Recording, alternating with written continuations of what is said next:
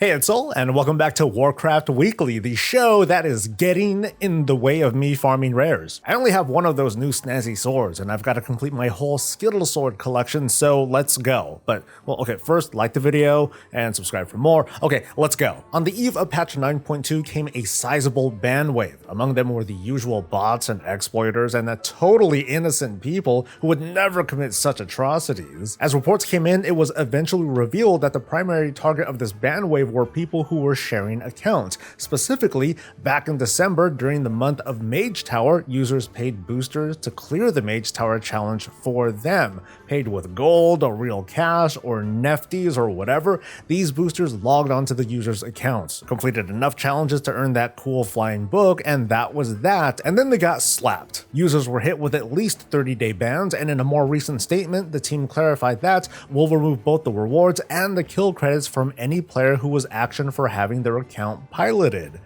Yeah, so there's a lot to unpack from what seems like another routine ban. I'm not even sure where to begin on this, but to just ask, why? Why pay for a boost that gets you nothing but this mount? This is different from buying a gladiator boost or a mythic carry that awards gear with which you can lord over others, at least for a little while. It's different from the Faceless One title that would no longer be obtainable after the BFA expansion was over.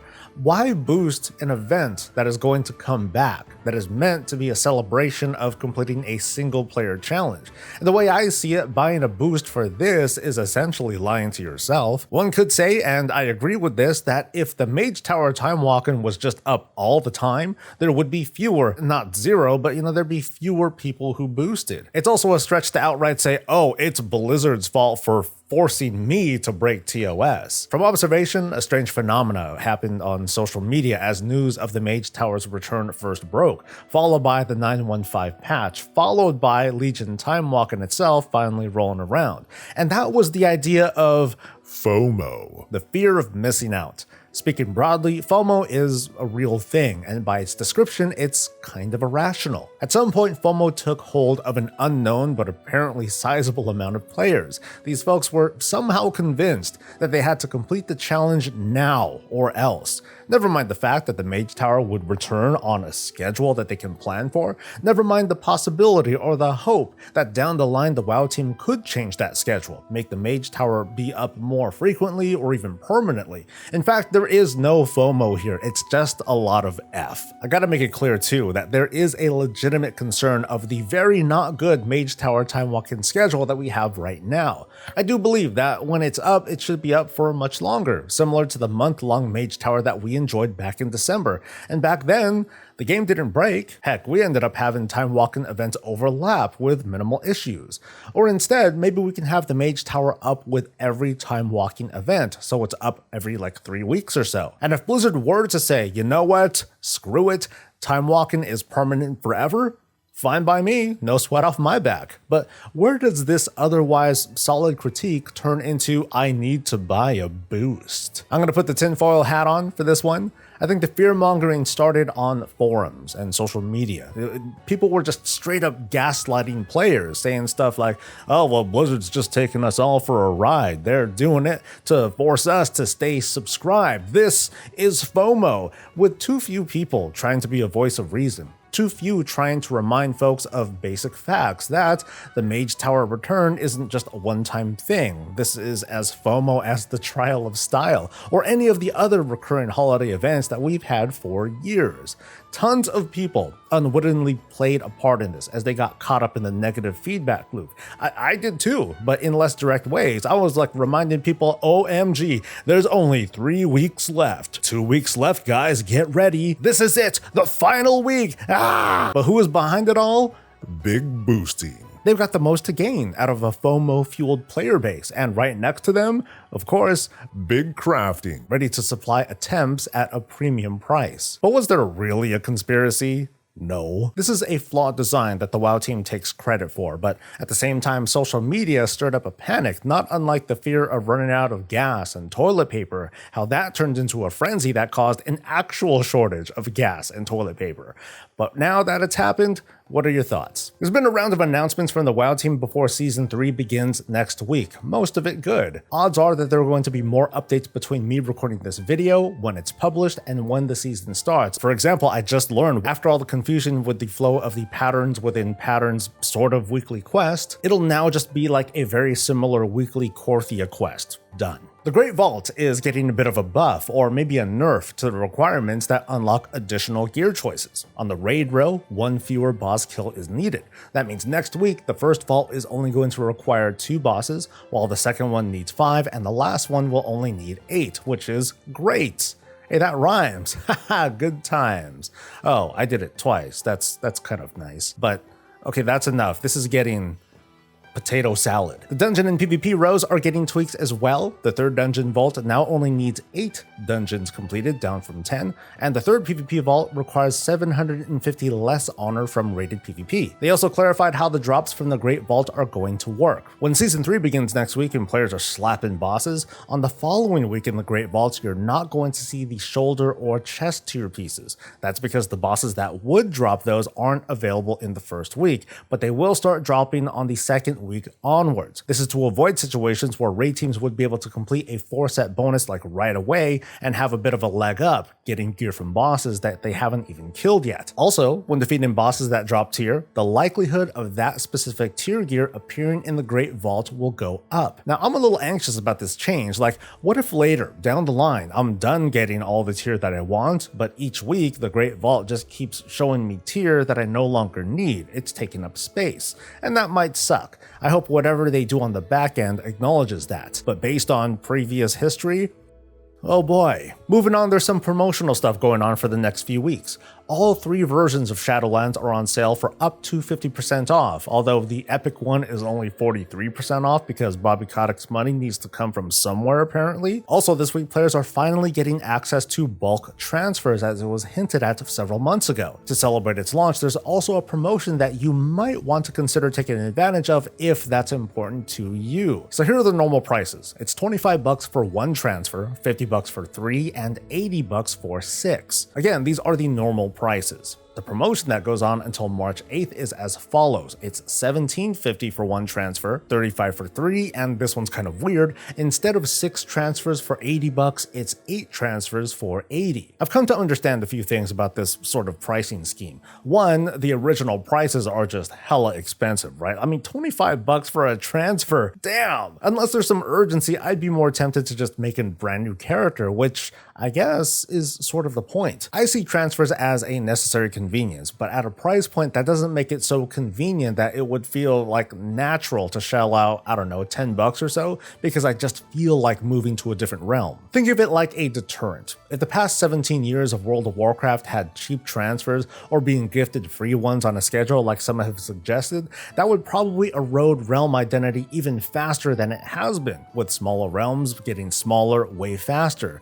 Jerks and assholes would have an easier time moving about. I still think the base prices are pretty high, so it is nice to see a new option for bulk transfers. As for the promotion, sure, if you want to call it a cash grab, I'm not going to contest that. But for people who do have 8+ characters, for now, it's $10 a pop, so hey, why not? WoW had dropped this news just the other day. Apparently NetEase, the company that operates Blizzard games in China, is trying something very different to curb bad behavior in their games. For a while now, they've had a credit sort of program or system where if you buy stuff from their store, you get bonus points that you can spend on additional goodies like card packs for Hearthstone or skins for Overwatch, mounts in World of Warcraft, you know, that sort of thing. Now though, players in China can earn these points and badges for reporting players for certain violations as long as actual actions are taken from said reports. So if we were to report bots and exploiters and harassers and something actually happens from it, we could work our way towards getting these digital goods and badges. So y'all gonna have to help me out with this, because my initial reaction to this is I want something like this here, with a few caveats, of course. MDI Pro J.B summed this up pretty well, saying in a tweet, "Elmao, imagine there's a rat mount you can only buy with snitch bucks, and I'd be riding that thing across Orbo smug as f***, And I'm with it, man. Like, add some red and blue flashers to let folks know that the snitches are on patrol. I don't see a bad side to the premise of this idea. Like, only in patch 915 did we get this kind of pat on the back that our reporting resulted in an account action. Whoopee, I got acknowledged. If this is brought to the West, I do see mass reports coming from players who will basically turn the report system into a metagame of its own. Reports are going to flood in and burden the WoW team. At worst, it would cause a backlog, but at best, they'd be, making jobs, I guess? What I'd be more concerned to see is this feature being abused, as if it's like this social credit Black Mirror scenario. No one should get credit for reporting political views in chat or trash talking the game. There's way too many gray areas there, so I would say leave basic spam out of it. I've heard people have been punished for spamming false or superfluous reports, so don't bother reporting that jackass who left your key. But definitely report them if they start dropping N and F bombs on their way out. So I'm focused on clear-cut violations of the terms of service, like language and racism and threatening to harm others, bodying, multi-boxing, targeted ongoing harassment, real money transactions, that sort of thing. I'm sure some of you are going to fire away in the comments being like, hey man, this is going to ruin the game. Like, even Wowhead comments include stuff like, some would find fake reasons to sell out neighbors, either out of desperation or because they didn't like them, drawing from historical precedents. So I invite you to share your thoughts on this or any of the subjects today, and while some of us might have strong feelings on this particular issue, let's pull it back too and remind ourselves that this is a video game.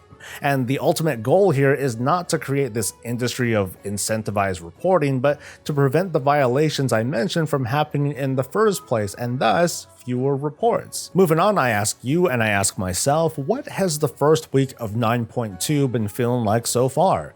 For me, it's been pretty good. I've got plenty of armor transmog, I didn't get enough weapon transmog, I got a crap ton of anima and a lot of disappointment whenever I'd miss a freaking rare because it got blasted by people popping every cooldown under the sun. I fondly remember the 9.0 pre-patch event when rares were on a very fixed timer and they had a sort of activation period so people had time to show up. Now of course everyone could also fly and the event had a limited time to it, so I have to remind myself that for these first couple of weeks I'm racing against my own impatience, and the patch has only really been out for a few days.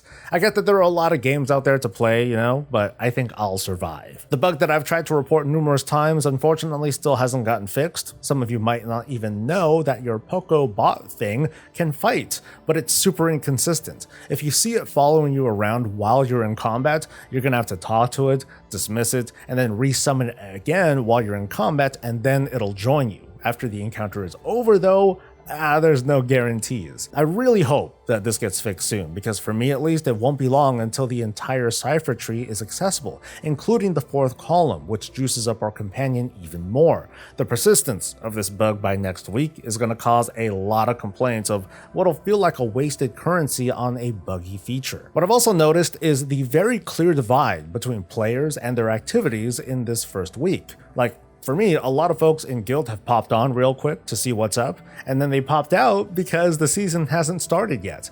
On the other hand, for alts and collectors, it's been like a blast, I think, with tons of stuff to farm for and very easy catch-ups. Getting item level 230 and 240 BOEs has made the start of this patch very accessible and sometimes lucrative with all these new materials to get. The Jailer's Gauntlet seems to be a lot of fun, and I don't seem to be alone with this. It was well received with the increasing challenge as we climb from layer to layer with new transmog and mounts to collect, but that's been mostly me. What about you? What has your experience been like? Are you waiting for the season to start? Are you going to wait for the 6 or so weeks when the campaign is fully opened up?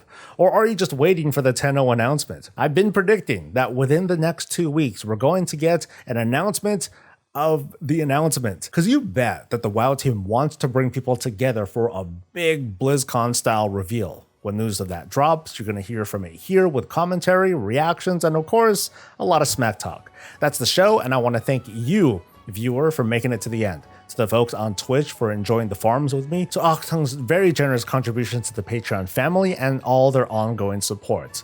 And last thing.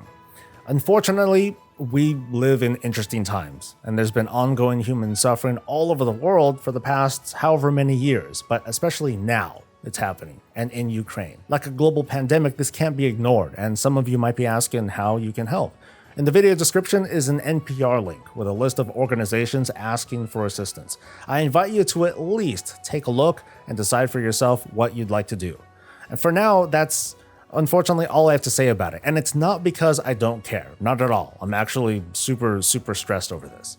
I think the best that I can do for myself and for everyone else out there is to continue being a part of this escapism that is video games. All of you, without exception, understand what it means to have those precious moments to disconnect from reality. And if I can help bring at least a little joy, all right, let's go. We're doing it. I will be the hero of Zereth Mortis. Oh no!